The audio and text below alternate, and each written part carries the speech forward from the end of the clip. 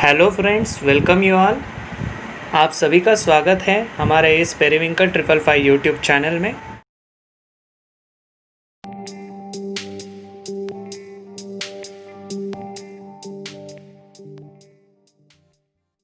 हमने हमारे second part में Kepler's law and Newton's gravitation law of universe इसके बारे में जानकारी ली।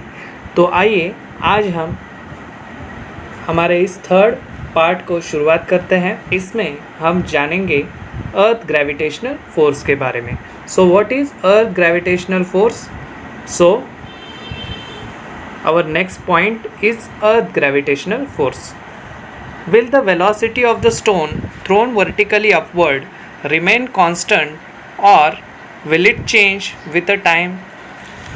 How will it change? Why doesn't the stone move up all the time? Why does it fall down after reaching a certain height? What does its maximum height depend on? The earth attracts every object near it towards itself because of gravitational force.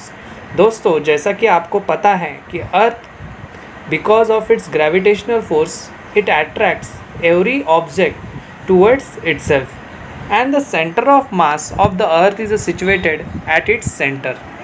As we have discussed in our earlier examples also, earth is spherical in a shape and that's why its all mass is concentrated at its center.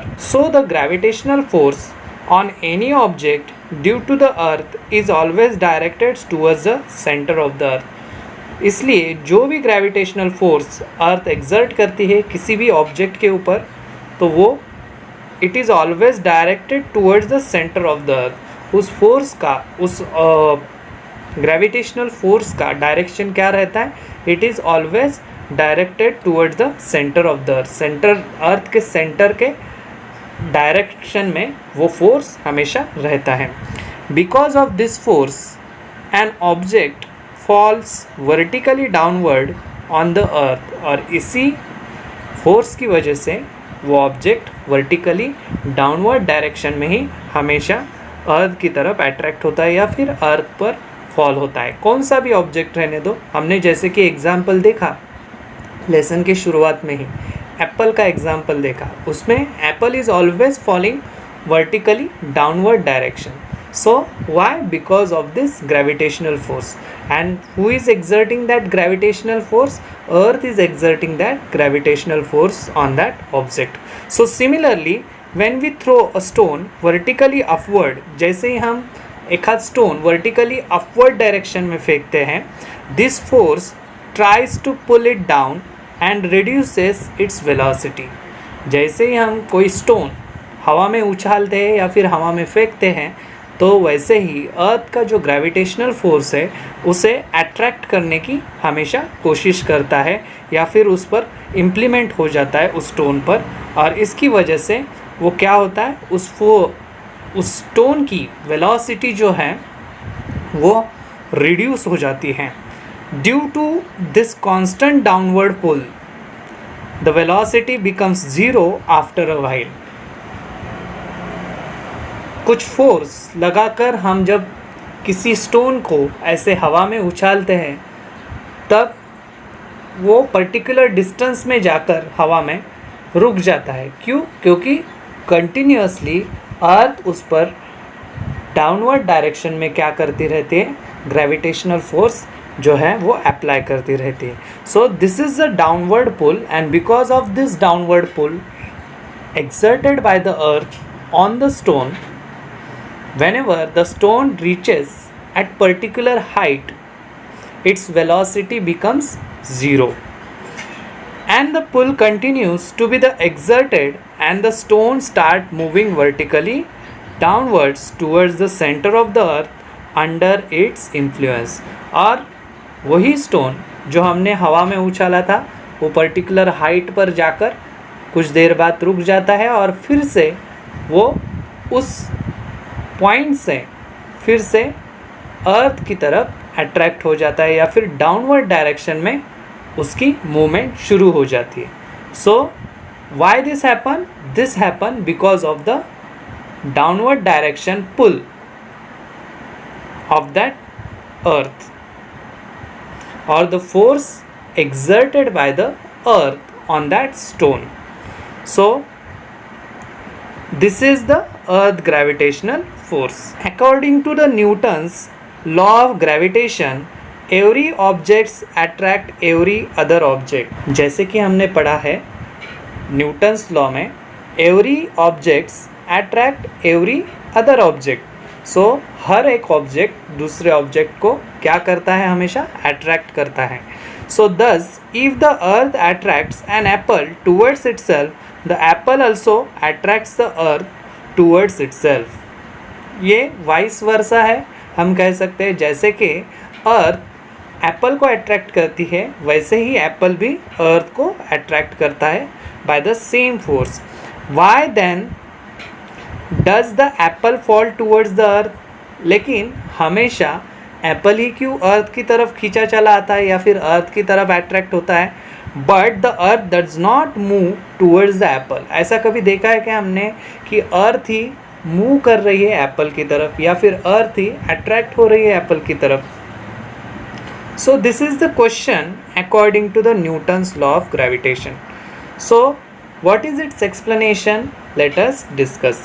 The gravitational force due to the earth also acts on the moon, because of which it revolves around the earth. Gravitational force जो है वो अर्थ के ऊपर surfaces पर जो object है उसके ऊपर तो रहता ही है, लेकिन the same force is exerted on the moon also, which is revolve continuously around the earth. Similar situation exists for the artificial satellite orbiting the earth. और ऐसी ही सेम सिचुएशन सैटेलाइट्स के बारे में भी है जो दिन रात अर्थ के अराउंड घूम रहे हैं. Why they are revolving around earth? Because of this force only. So the moon and the artificial satellites orbit the earth. और इसकी वजह से मून है या फिर आर्टिफिशियल जितने भी सैटेलाइट हैं तो वो क्या हो रहा है, they are continuously revolving around the earth. The earth attracts them towards itself, but unlike the falling apple they do not fall on the earth. Why? Earth हमेशा उनको अट्रैक्ट करती है टूवर्ड्स इटसेल्फ. मीन्स ऐसे moon के ऊपर भी force लगता है या फिर सैटेलाइट के ऊपर भी फोर्स लगता है. Earth is continuously attracting them, लेकिन ऐसे कभी होता नहीं है कि they are falling on the earth. This is because of that velocity of the moon and the satellite along their orbits. If this velocity was not there they would have fallen on the earth. So ये reason है, ये underline करना है आपको. What is the reason behind it? Because of its velocity. Velocity is the one reason behind it, and that's why they are not falling on the earth. जैसे कि moon हो गया या फिर सैटेलाइट हो गया. मतलब अगर उनको पर्टिकुलर वेलोसिटी अगर नहीं होती और या फिर वो पर्टिकुलर वेलोसिटी में अगर घूमते नहीं अर्थ के अराउंड तो शायद वो अर्थ के ऊपर गिर जाते या फिर अर्थ के तरफ अट्रैक्ट हो जाते हैं. सो ये बात आपको समझनी है. चलिए देखते हैं next point, that is the earth gravitational acceleration. So what is this concept earth gravitational acceleration? you have to understand. First of all, the earth exerts gravitational force on objects near it. जैसा कि हमने कहा कि अर्थ हमेशा एक gravitational force exert करती है जितने भी ऑब्जेक्ट्स उसके सरफेसेस पे हैं या फिर नियर बाय है या फिर अराउंड है, उन सभी ऑब्जेक्ट्स के ऊपर अर्थ हमेशा क्या करती है, ग्रेविटेशनल फोर्स एक्सर्ट करती है. According to Newton second law of motion, a force acting on a body result in its acceleration. Newton's का जो सेकेंड लॉ है वो सेकेंड लॉ हमें क्या बताता है? Force acting on a body result in its acceleration. Motion का जो लॉ है उसमें न्यूटन ने क्या बताया है? अगर फोर्स एक आध ऑब्जेक्ट पर एक्ट हो जाता है या फिर एक आध बॉडी पर एक्ट हो जाता है, उसका रिजल्ट क्या हो जाता है? That body gets into acceleration. So this you have to underline. According to Newton second law of motion, this is the second law of motion, a force acting on a body results in its acceleration. Thus the gravitational force due to the earth on the body result in its acceleration. और इस वजह से जो कुछ भी gravitational force अर्थ की तरफ से लग जाता है, force due to the earth on a body result in its acceleration, उसकी वजह से क्या हो जाता है? वो बॉडी जो है या फिर जो ऑब्जेक्ट है, that objects get set into the acceleration, and this is called acceleration due to gravity. So इसे ही हम क्या कहते हैं? Acceleration due to gravity. So question will come in exam for define और explain the term. So that time you can underline this. Question will come. Define acceleration due to gravity. Or question will come, explain the term acceleration due to gravity. That time you can write this. The gravitational force due to the earth on a body result in its acceleration, and this is called acceleration due to gravity, and it is denoted by small letter g. So acceleration is what? Acceleration is a vector quantity. Why we are saying acceleration is a vector? Because it has some direction, it requires some direction. So as a gravitational force on any object due to the earth is directed towards the center of the earth, the direction of the acceleration due to gravity is also directed towards the center of the earth, that is vertically downwards. जैसे कि हमने जाना यहाँ पर, as the gravitational force on any object due to the earth is directed towards the center of the earth. Gravitational force हमेशा किस direction में रहता है? Towards the center of the earth. So the direction of the acceleration due to gravity is also directed towards the center of the earth. इस वजह से जो acceleration due to gravity जो है, या फिर ग्रेविटी की वजह से जो कुछ भी एक्सेलरेशन है किसी भी ऑब्जेक्ट का, तो उसका डायरेक्शन क्या रहने वाला है? It also will be in a direction towards the centre of the अर्थ. उसका भी डायरेक्शन क्या होगा? अर्थ के सेंटर की तरफ ही रहेगा, क्योंकि अर्थ के सेंटर की तरफ ही ग्रेविटेशनल फोर्स एक्ट होता है, उसका डायरेक्शन रहता है, और इस फोर्स की डायरेक्शन में ही वो एक्सेलरेशन भी रहने वाला है. So that is it is vertically downward. उसका डायरेक्शन क्या है? Vertically downward. That's why whenever we throw any object in the air, that falls automatically after some time towards the center of the earth or vertically downward direction. Now next point, how we can find out the value of g on the surface of the earth. अभी ये जो small g है, gravitation due to acceleration, so उसकी particular value होगी. So वो कैसे find out करेंगे? देखते हैं. What is the formula for that? So we can calculate the value of g by using Newton's universal law of gravitation for an object of a mass m situated at a distance r from the center of the earth. जैसे कि यहाँ पर बताया उन्होंने कि हम calculate कर सकते हैं g की वैल्यू कैसे? Newton's universal law of gravitation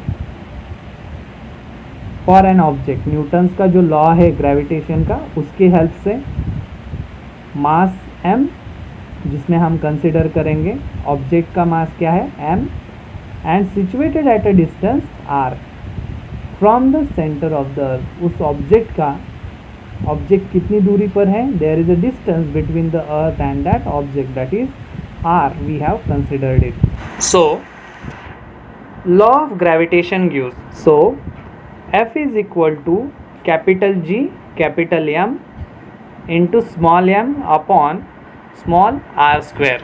So here m, capital M is what? Mass of the earth, because we are comparing now earth and that object. We are considering the both the things. So here capital M is what? Mass of the earth. इस वजह से वो बड़ा M आपको denote करना है big letter M. This is the formula which you have to remember. Now what is the next formula? But F is equal to what? As we had discussed earlier, F is equal to M into G. So from the equation third and fourth, F is equal to what? Capital G, capital M into small m upon r square. This is the third equation. Here capital M is what? Mass of the earth. But in another way we can say that F is also equal to mg. That is also another formula. So this will become your fourth equation. So from third and fourth equation combiningly we can write this equation like this. F is equal, instead of F is equal to, if we put the value of F, so here we will get another equation, that is mg is equal to G, capital G, capital M, small m upon r square. So what is the next step? So but small g is what? What is the value of small g?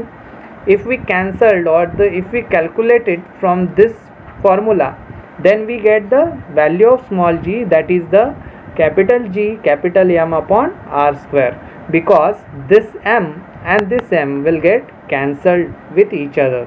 So only here g is equal to capital G, capital M upon r square will remain.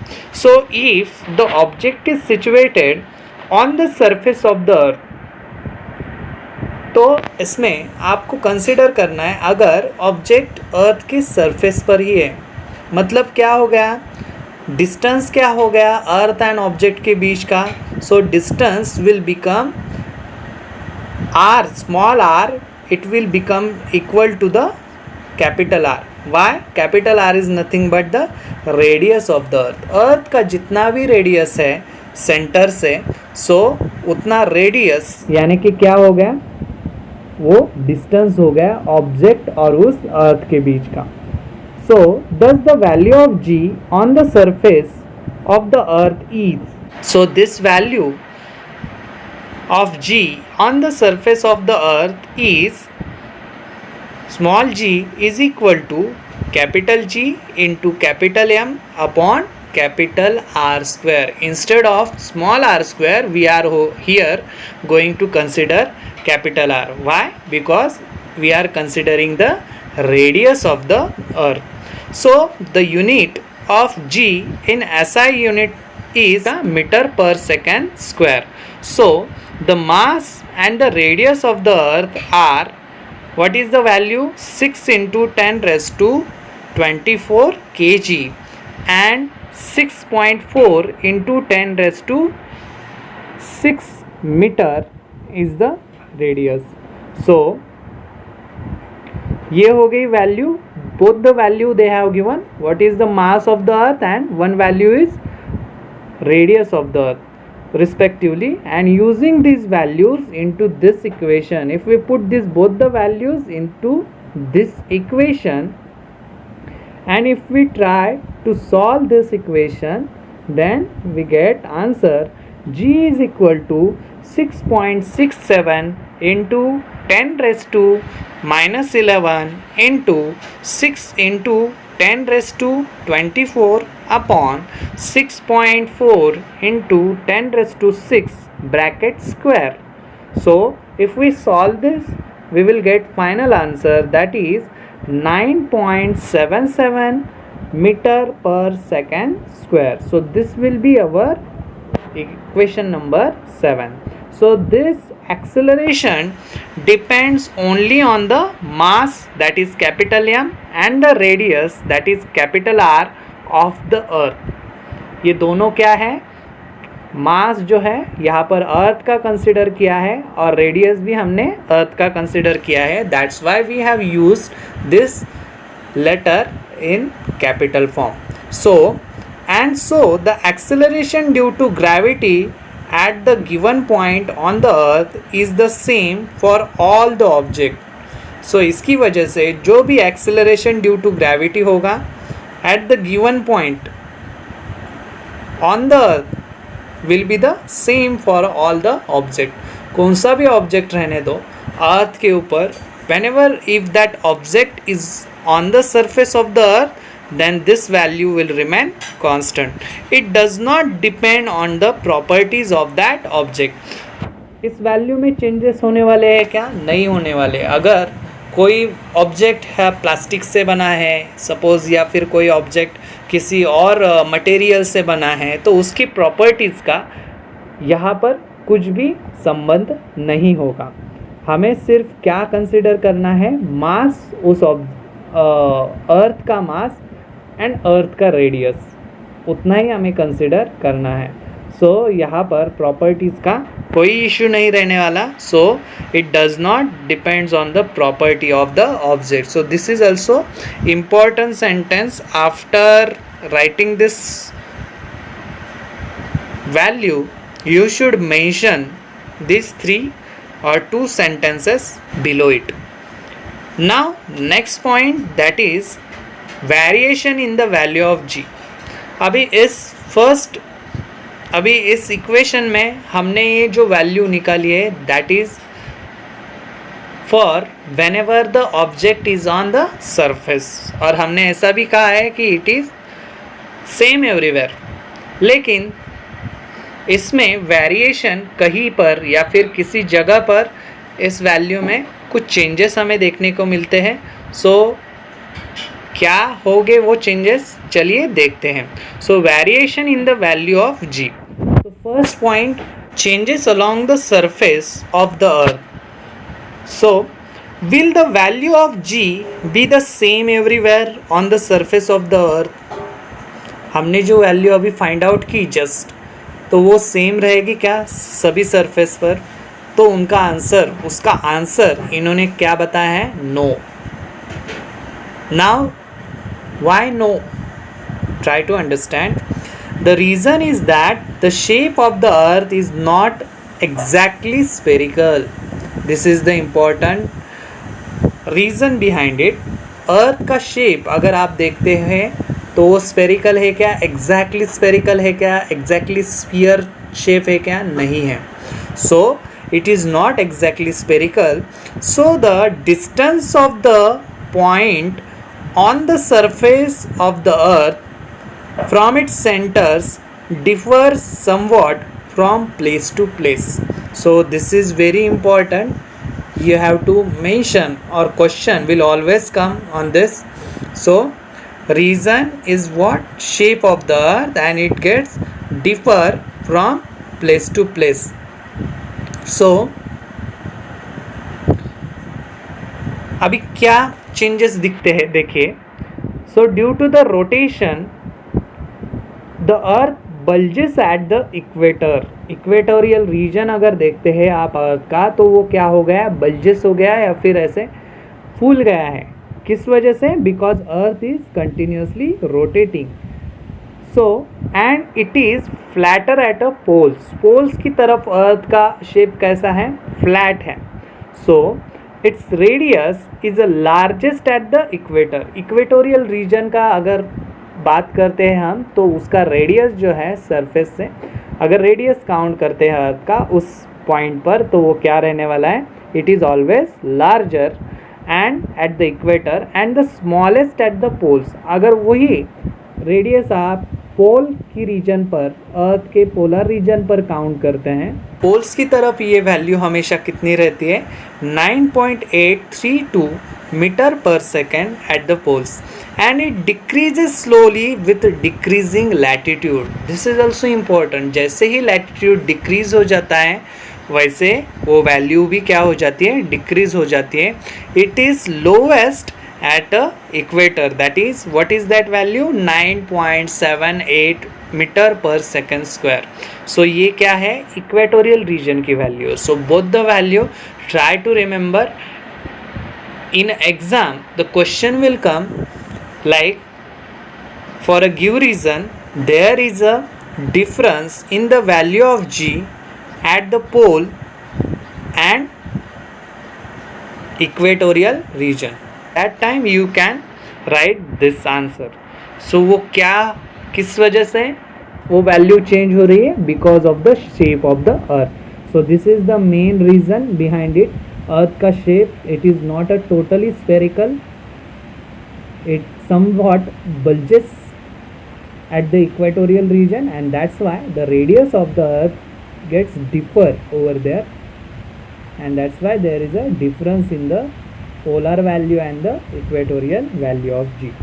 Now what is the next reason to change the value of the g?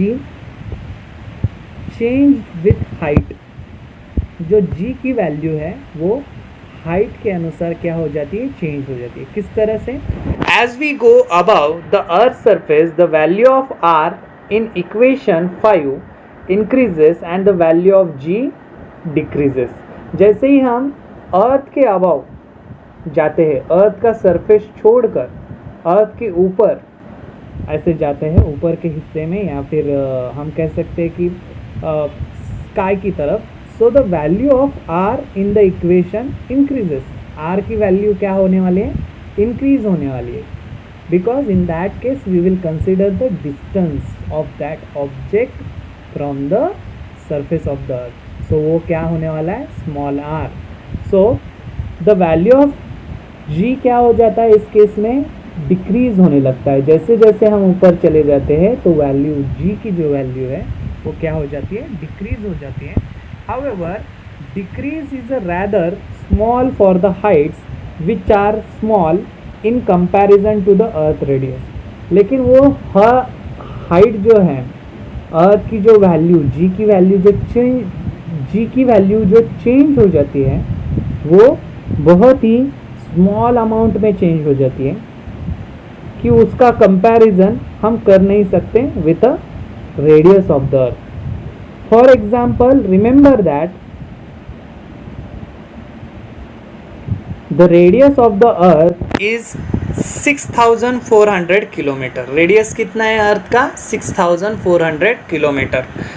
If an aeroplane is flying at a height 10 kilometer above the surface of the earth, its distance from the earth's surface changes from 6400 kilometer to 6410 kilometer, and the change in the value of g due to it is negligible. यहाँ पर value जो है g की value change होगी लेकिन बहुत ही small amount में, निग्लिजिबल अमाउंट में, which we can not consider और there is no need to consider that much value. ऐसा हो सकता है. So on the other hand when we consider an artificial satellite, ये तो एरोप्लेन का एग्जाम्पल हो गया. अभी इस आर्टिफिशियल सैटेलाइट के बारे में अगर हम सोचते हैं तो artificial satellite is orbiting the earth around the earth. We have to take into account the changes in the value of ji due to the large change in the distance of the satellite from the centre of the earth. Value G की value क्यों change हो जाती है? क्योंकि there is a large change in the distance. Because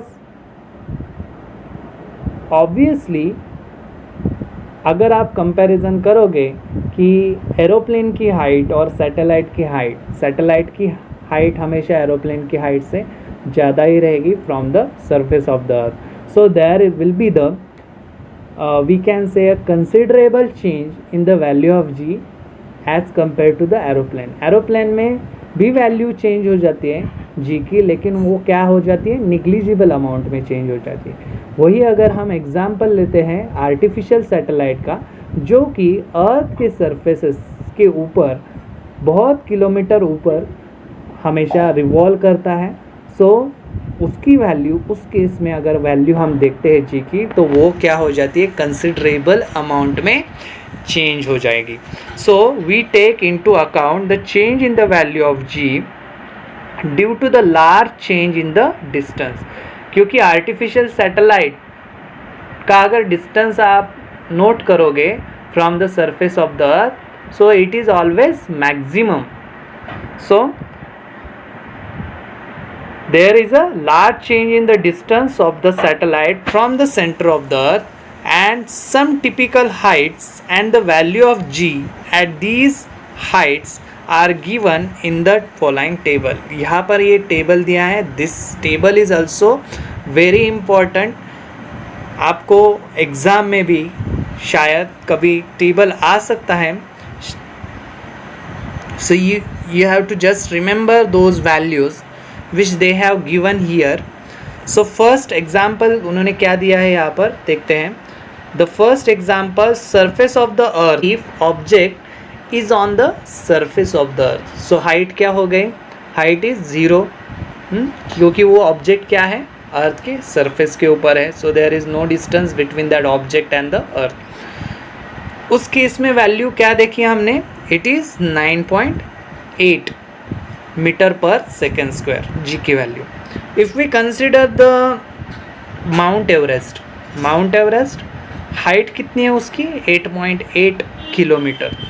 so इस case में भी value क्या चेंज होगी, क्या नहीं होगी. अगर होती भी है तो बहुत ही निग्लिजिबल या फिर नहीं होगी. So it will remain the same. Third case, maximum height reached by manmade balloon. Manmade balloon जो रहता है उसकी जो मैक्सिमम हाइट है, सो इट इज़ व्हाट, 36.6. जी की वैल्यू इस लेवल पर चेंज हो जाती है. Somewhat it will become 9.77. Surface पे वो क्या वैल्यू है, 9.8.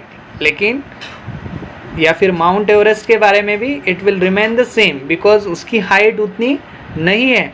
लेकिन हम अगर एग्जांपल लेते हैं थर्ड केस मैनमेड बलून का, तो मैक्सिमम हाइट वो अटेंड कितनी कर सकता है, 36.6 किलोमीटर अगर उसकी मैक्सिमम हाइट है, तो वहाँ पर उस केस में जी की वैल्यू क्या हो जाएगी, 9.77.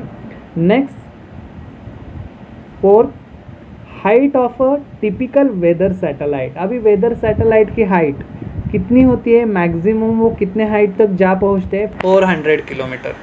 सो उस केस में जी की वैल्यू क्या हो जाएगी, 8.7. सो यहाँ पर आपको डिफरेंस देखने को मिलेगा, मीन्स थर्ड वैल्यू से आपको ज़्यादा से ज़्यादा यहाँ पर डिफरेंस इस जी की वैल्यू में देखने को मिल सकता है.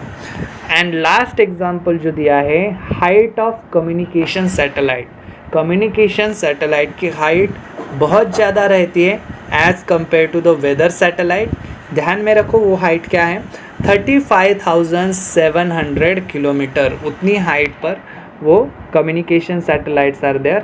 सो उस केस में जी की वैल्यू क्या हो जाएगी, there will be the tremendous change in the value of g. So it is 0.225. So इस बात से हमें क्या पता चलता है, if the height increases, if the object height is increases from the surface of the earth, then there will be the decrease in the value of g. g की value क्या होने वाली है, डिक्रीज होने वाली है. So ये हो गया according to the height, how the value of g changes. Now next point, change with the depth. The value of g also changes if we go inside the earth. g की value change हमेशा होती रहती है अगर हम अर्थ के inside जाते हैं, तभी भी g की वैल्यू चेंज हो जाएगी. कैसे, the value of r in equation 5 decreases. अभी इस केस में क्या होगा, वैल्यू ऑफ आर यानी कि ऑब्जेक्ट जब तक अर्थ सरफेस पर है तब तक ठीक है, मतलब वहाँ पर ज़ीरो था वैल्यू, इसका डिस्टेंस जो था ऑब्जेक्ट और अर्थ के बीच का. अगर आप सोचोगे कि आप अर्थ के इनसाइड जा रहे हो या फिर अंदर जा रहे हो तो क्या हो जाएगा, वो वैल्यू क्या हो जाएगी, आर की वैल्यू डिक्रीज होती चली जाएगी and decrease and one would think that the value of G should increase as per the formula. आपको लगता है कि फॉर्मूला के हिसाब से जी की वैल्यू क्या हो जाएगी, इंक्रीज हो जाएगी। However the part of earth which contributes towards the gravitational force, जो अर्थ का पार्ट है जो ग्रेविटेशनल फोर्स एक्सर्ट करता है किसी ऑब्जेक्ट पर और ऑब्जेक्ट को वो ग्रेविटेशनल फोर्स फील हो जाता है, सो वो भी क्या हो जाएगा, डिक्रीज हो जाएगा, which means that the value of M that is the mass of what, earth, value of M to be used in the equation also decreases। so m की वैल्यू भी क्या होनी चाहिए, डिक्रीज होनी चाहिए। as a combined result of change in the value of r, change in the value of m and change in the value of g decreases as we go deep inside the earth। ये सभी values means small are यानी कि जो object है, object अभी क्या हो रहा है इस केस में, अर्थ के इनसाइड जा रहा है या फिर अर्थ के अंदर जा रहा है, तो आर की वैल्यू क्या होगी, डिक्रीज। अर्थ की वैल्यू वहाँ पर भी क्या हो रही है, according to our formula, so decrease हो रही है। जी की value it should be increase. M की value according to formula, M की वैल्यू क्या हो रही है, मास जो है अर्थ का वो क्या हो रहा है, डिक्रीज हो रहा है। तो ये तीनों वैल्यूज़ क्या होने वाली हैं, there will be the decrease and the value of g also decrease as we go deep inside the earth। so as a combined result of a change in the value of r, small r and capital M and the value of g decreases as we go deep inside the earth। g की value भी क्या होगी, change होगी अगर r की value और m की value change हो जाती है तो। so this is about the change with the depth। so every planets and the satellite has a different mass and the radius। हर एक प्लैनेट का, हर एक सैटेलाइट का अलग से मास और अलग से रेडियस रहता है। hence according to the equation 6 the value of g on their surface are different। g की वैल्यू उस सरफेस पर क्या रहने वाली है, डिफरेंट रहने वाली है। on the moon it is about 1/6 of the value of the earth। so you have to underline this। Moon पर यही वैल्यू क्या रहती है, अलग रहती है, 1/6 value of the earth. And as a result, और उसके वजह से as a result using the same amount of the force, अगर हम यही फोर्स मून पर अगर लगाते हैं, we can jump 6 time higher on the moon as compare to that on the earth. इस वजह से हम 6 टाइम हाई जा सकते हैं मून के ऊपर, क्योंकि यही अगर जो अर्थ पर अगर फोर्स लगाते हैं एक जंप करने के लिए, उतना ही फोर्स अगर हम मून पे लगाए तो हम क्या हो गए, 6 टाइम हाई लेवल पर जाएंगे। सो this is the difference. why this is so, because there is a every planet and satellite has a different mass and the radius। हर एक प्लैनेट का, हर एक सैटेलाइट का क्या है, रेडियस और मास अलग है, इस वजह से ये सारी चीज़ें होती हैं। चलिए देखते हैं next point, that is the mass and weight. So here this concept is important for write a difference। question will come or question can come in an exam। define mass, define weight और explain the term के लिए भी question आ सकता है। सो चलिए देखते क्या है ये term. So mass, what is mass? So mass is a amount of matter present in the object. ध्यान में रखो, मास क्या है, मास और दो वेट, ये हमें दोनों वर्ड सेम लगते हैं, लेकिन there is a difference between this two terminologies. क्या डिफरेंस है? Mass is what? Mass is the amount of matter present in the object. किसी भी ऑब्जेक्ट में जितना भी अमाउंट का मैटर प्रेजेंट है उसे हम क्या कहेंगे? मास कहेंगे, या फिर मास हो जाएगा वो उस ऑब्जेक्ट का। So mass is what? Amount of matter present in the object. So underline this. What is mass? Mass is the amount of matter present in the object. So the SI unit of mass is a kg, and mass is what? Scalar quantity. This also you have to remember. SI unit क्या है? kg है, और उसकी quantity जो है वो क्या है? इट इज़ SI यूनिट क्या है मास का? It is kg, and mass is what? Scalar quantity. Its value is same everywhere. Mass की वैल्यू हमेशा क्या रहती है? सेम रहती है हमेशा. Its value does not change even when we go to the another planet. This is very important thing. Mass की value हमेशा चेंज नहीं होगी. It will remain constant though if we go on to the other planet. Understood? So according to the Newton's first law, Newton का first law क्या बताता है? It is the measure of inertia of an object. ये mass is nothing but क्या है? Inertia. उस object को जो मिला है वो क्या है? उस एक टाइप का इनर्शिया है उस ऑब्जेक्ट के लिए. मास यानी कि higher the mass higher is the inertia. एक आध पर्टिकुलर ऑब्जेक्ट है, उसमें उसका मास अगर ज़्यादा है, उसका मैटर प्रेजेंट जो कुछ भी है उस ऑब्जेक्ट में वो अगर ज़्यादा है तो उसका इनर्शिया भी क्या होगा? ज़्यादा ही रहने वाला है.